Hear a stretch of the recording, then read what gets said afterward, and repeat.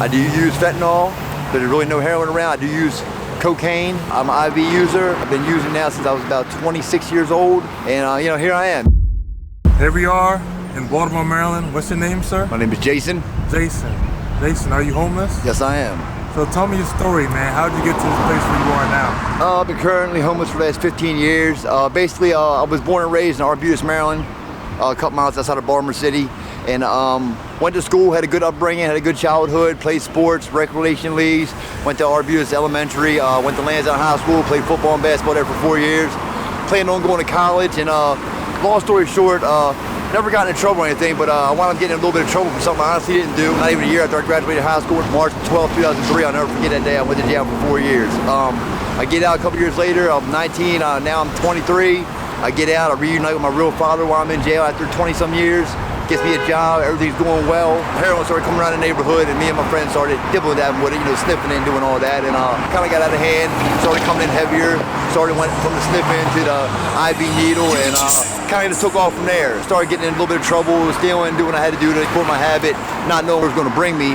My parents split up, so my mom started getting high at 50 years old, started smoking cigarettes, and that kind of threw everything off a limb, and we were kind of just, I had nowhere to really go, so I was kind of winging it, I started over Southwest Baltimore, and here I am now over East Side. There's more shelters, soup kitchens, a little easier to be homeless on this side of town, so that's why I kind of veer over this side. But I am still in active addiction today. I do use fentanyl, but there's really no heroin around. I do use cocaine. I'm an IV user. I've been using now since I was about 26 years old, give or take. And here I am. I try to do the right thing, put myself into placement programs, and why not just relapsing, man? Why not leaving about, 2-3 months later? So I can't get past that 90 days, you know what I mean? I know I can, but for some reason I don't. Spur of the moment, I get up and leave, and it's unexpected. I don't like that about me, where I just, boom, I'm gone, you know what I mean? And it throws other people off too. People are like, you're doing so good, like what happened? Like, I don't know, that's one thing I don't like about me, and I'm trying to figure out. I was diagnosed with ADD, I was on Adderall through school, but I haven't taken that since school, so I kind of get a little lost, in places. But, it's all good though. I mean, I've learned a lot on the street. I've been through a lot on the street. Been banked while in my sleep. Just not that long ago, I was in the hospital for 30 days. I had 7 juveniles jump on me while I was dead asleep like 2 in the morning about 3 months ago. Broken pelvis, internal bleeding, head trauma, MRI, it's the whole 9 yards, but I'm good. Not that long ago, I got hit with a brick while I was dead asleep. It's Baltimore, stuff happens. You pay to play sometimes out here. This is what it is. But it's my fault for sleeping in some of these stupid locations by myself where I shouldn't be sleeping, I guess. But it is what it is. I love Baltimore for what it is. One thing about being homeless, I don't care what your situation is in Baltimore. I don't care what it is. You're not going to go hungry. So I tell these people right here, stop putting hunger in your homeless signs. People damn near bring it to you. If you go hungry in Baltimore, it's your fault. I'm sorry. All weekend long, they set up all day long. They got a dinner every Friday night here at 5 o'clock every Friday. Our deli bread down the street. And then you got Beans and Bread by Perkins Project on Behind the Bank Street.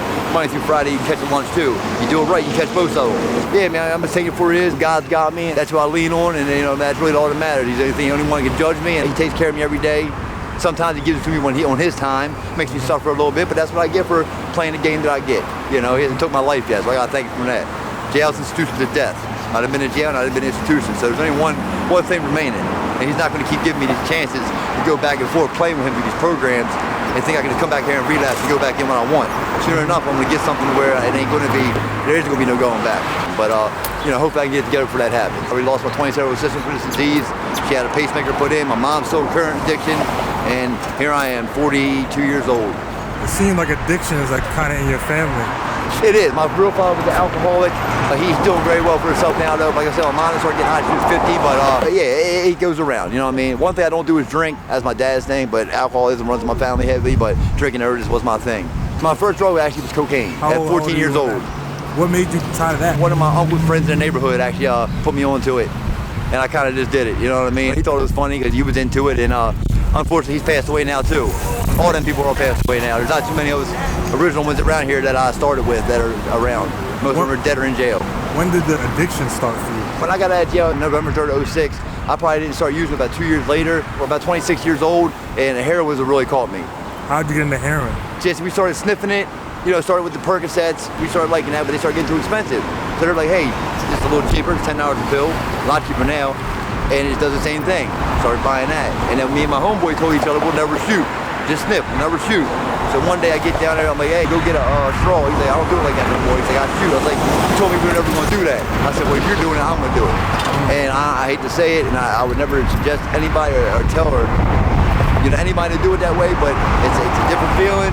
And once you do it that way, you're not going to want to go back to the old sniffing habit. And I like to mix my cocaine with it too. I like the speedball, which is mixing cocaine and straight powder cocaine and fentanyl together and doing it all in one shot. It seems like once you get that high, you always try to, I guess, chase that high. It's all a chase. It's all the chase. Yeah. It's all the chase. Baltimore was known for the heroin capital of the world. Now it's all fentanyl. Like, I'm on 115 milligrams of methadone also. So when dope was real, I wouldn't even buy it. I wouldn't even feel the top of methadone, 90 milligrams. Now at 115, I'm still feeling the fentanyl. That's how strong it is. When I went to the hospital for when I broke my pelvis, they had me on Dilaudid morphine through IV, and I was still in so much pain. They said because I'm on methadone and using that fentanyl, my opioid tolerance is so high that the pain is it's just not doing nothing. Wow. Yeah, it's serious. I was hurt bad. It's serious.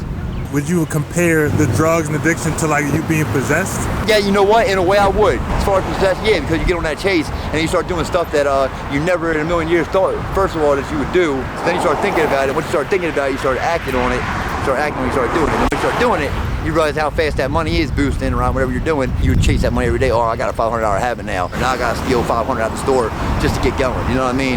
Nah, I'm not trying to go for that. It seems like you want to stop, but it's the hold. I do, and then I'll get in there. I'll do really good. I'll be happy with myself. I'll look good. I get all my family back, and then, like I said, spur of the moment, I got a very bad impulsive habit.